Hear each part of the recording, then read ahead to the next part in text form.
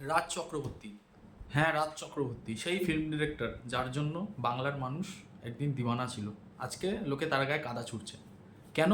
না, তিনি টলিউডে এমন একটা ফ্যাকশন বানিয়েছিলেন যে ফ্যাকশনটার কাজই ছিল যে প্রো বিজেপি যে অ্যাক্টাররা আছে, যেরকম রুদ্রনীল, অনির্বাণ, এক্সেট্রা এক্সেট্রা, তো এদেরকে ইন্ডাস্ট্রি থেকে ব্যান করে দেওয়া, এদেরকে ভাতে মারা, এর একটা ফ্যাকশন বানিয়েছিল এই রাজ চক্রবর্তীর মতো। এই পালের গোদা ছিল রাজ চক্রবর্তী। আজকে সকালবেলাও রাজ চক্রবর্তী ভোরবেলায় চলে গেছে কাউন্টিং সেন্টারে। কাউন্টিং সেন্টারে ওকে কি জিজ্ঞেস করেছে, আপনার কি মনে হচ্ছে? বলছে তৃণমূল আসবে, তৃণমূল 200 পার। আমাদের দিদি বলে দিয়েছেন তৃণমূল 200 পার। এরকম ঔদ্ধত্য তো সবসময়ই দেখায়, ঠিক আছে। তো ব্যারাকপুর কনস্টিটিউয়েন্সিতে রাজ চক্রবর্তীকে প্রায় 16,000 ভোটে হারিয়েছে কৌস্তব বাগচি, আমাদের বিজেপির লিডার, যিনি বলেছিলেন বিজেপি যতদিন না ক্ষমতায় আসবে ততদিন মাথায় মাথায় চুল রাখবো না। সেই থেকে তিনি ন্যাড়া হন। তো বিজেপি ক্ষমতায় এলো, এবার হয়তো তিনি মাথায় চুল রাখতে শুরু করবেন আবার। তো সেই রাজ চক্রবর্তী এবার কর্মফল তো একটা চরম বাস্তব, karma always has a full circle.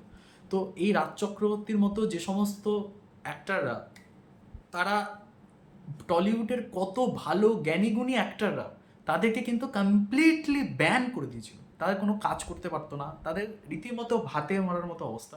অনির্বাণকে তো একটা গানের দল খুলতে হলো শেষ পর্যন্ত। তো আর তারপরে আমাদের সবার প্রিয় দেবদা তো আছেনই, ঠিক আছে। দেবদা তাও ভুলভাল কথা যতটা বলেছে রাজ চক্রবর্তীর থেকে কমই বলেছে ভুলভাল কথা, ঠিক আছে।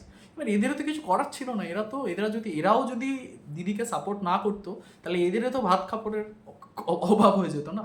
যারা এই তৃণমূল সরকারের ব্যাপারটাই এরকম ছিল, যারা তৃণমূল সরকারের ফরে থাকবে, তৃণমূল সরকারের সাথে কথা বলবে, তৃণমূল সরকারের সাথে কাজ করবে, তারাই কাজ পাবে, তারাই খেয়ে পড়ে বাঁচতে পারবে। যারা সরকারের সাথে নেই তারা কিন্তু ভাতে মরে যাবে, এরকমই একটা ব্যাপার ছিল। তো এরকম আজকে ব্যারাকপুরে যখন সকালবেলা তিনি আসছেন, ফিরে আসছেন, এখন একটু আগে তিনি ফিরছিলেন, তার গায়ে কিন্তু বিজেপি কর্মী সমর্থকরা রীতিমতো কাদা ছুঁড়েছেন, যেটা কিন্তু একদম ঠিক কাজ করেননি বিজেপি কর্মী সমর্থকরা। কেন করবেন আপনারা? তাহলে আপনাদের সাথে তৃণমূলের পার্থক্যটা কোথায়? Violence is band. কোনো রকম ভায়োলেন্স করা যাবে না, এটাই হচ্ছে শেষ কথা।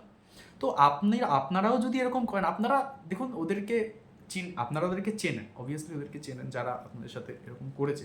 কিন্তু এবার তাদের সাথে আপনারা ভ্রাতৃত্বপূর্ণ ব্যবহার দেখান, তাদেরকে এবার ঠিক পথে নিয়ে আসার চেষ্টা করুন, এটাই আপনাদের কাজ হোক। আপনারা কোনো রকম ভায়োলেন্স দেখাবেন না, ঠিক আছে। যদিও কাদা ছোড়াটা মানে পেনের কালি ছোড়া, এটা ভায়োলেন্স না, কিন্তু this is also an offence, ঠিক আছে, যেটা আপনারা অবশ্যই করবেন না কখনোই। তো এবার ব্যাপার হচ্ছে যে এবার এদের কি হবে।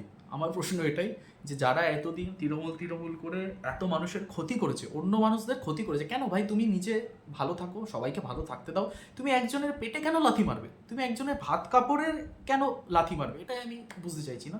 তো এই জিনিসটা যে সমস্ত তৃণমূলের সাথে অ্যাসোসিয়েটেড যারা এই রকম কাজটা করেছে, তাদের পরিণতি কি হবে সেটা নিয়ে আমার চিন্তা ভাবনা আছে। আপনাদের কি মনে হয় এদের পরিণতি কি হবে?